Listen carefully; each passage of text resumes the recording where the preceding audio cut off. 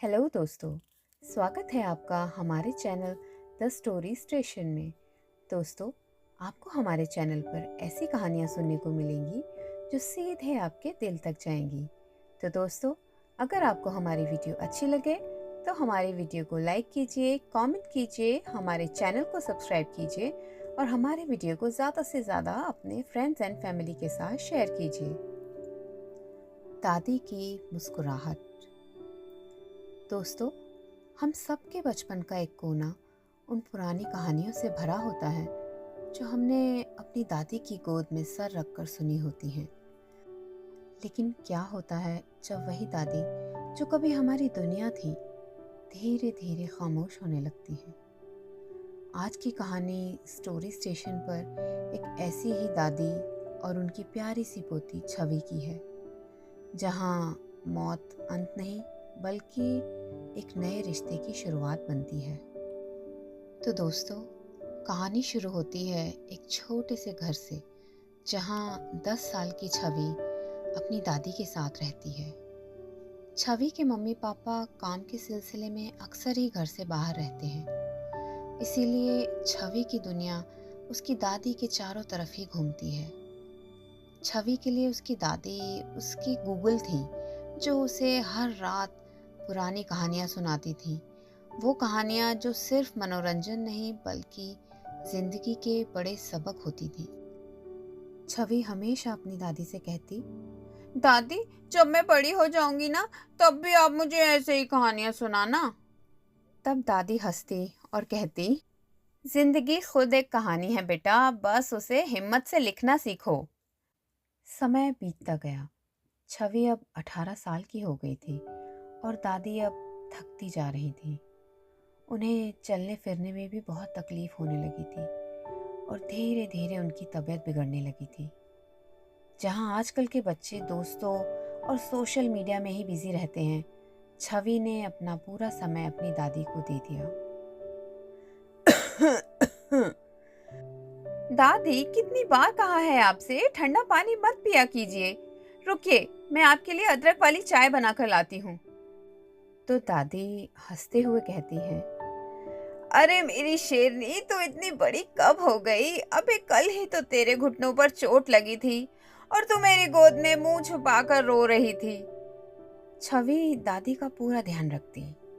वो उन्हें अपने हाथों से खाना खिलाती, उन्हें नहलाती, उनके बाल बनाती, दादी के पैरों में तेल लगाती और उनके साथ बैठकर वही पुरानी बातें दोहराती जो बचपन में दादी ने सिखाई थी। एक दिन दादी ने कहा, छवि, तू अपनी पढ़ाई और दोस्तों पर ध्यान दे। मेरे पीछे अपना वक्त क्यों खराब कर रही है?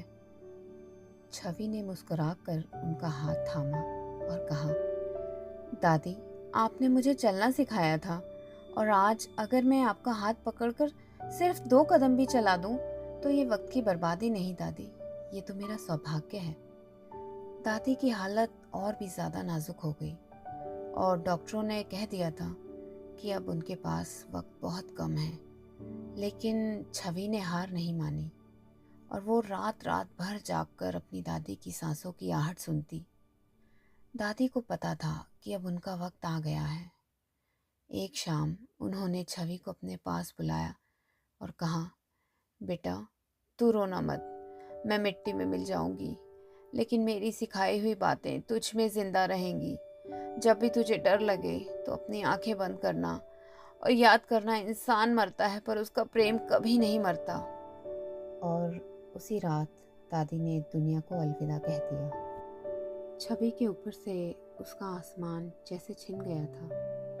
कमरा सन्नाटे से भर गया, मगर दादी के चेहरे पर एक ऐसी मुस्कुराहट थी जो कह रही थी, मैं सुकून से जा रही हूँ।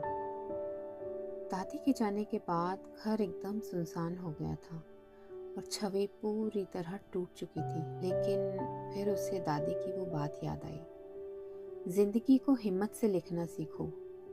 उसी वक्त छवि ने तय किया कि वो अब सिर्फ रोएगी नहीं बल्कि दादी की याद में कुछ करेगी। उसने एक छोटा सा केयर सेंटर शुरू किया, जहां वो उन बुजुर्गों की सेवा करती थी जिनके बच्चों ने उन्हें छोड़ दिया था। हर बुजुर्ग में उसे अपनी दादी की मुस्कुराहट ही नजर आती। उसने दिखा दिया कि किसी की सेवा करना ही सबसे बड़ा धर्म है। आज छवि एक कामयाब डॉक्टर है, लेकिन वो हर मरीज को वही ममता देती है जो उसने खुद अपनी दादी से सीखी थी। उसने दिखा दिया कि बुजुर्ग हमारा बोझ नहीं, हमारी ब्लेसिंग्स होते हैं।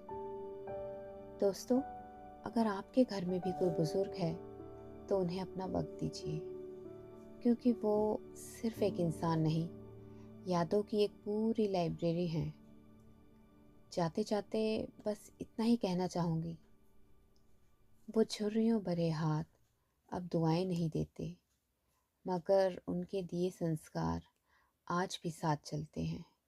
दादी नहीं रही, मगर उनकी मुस्कुराहट मुझ में बाकी है।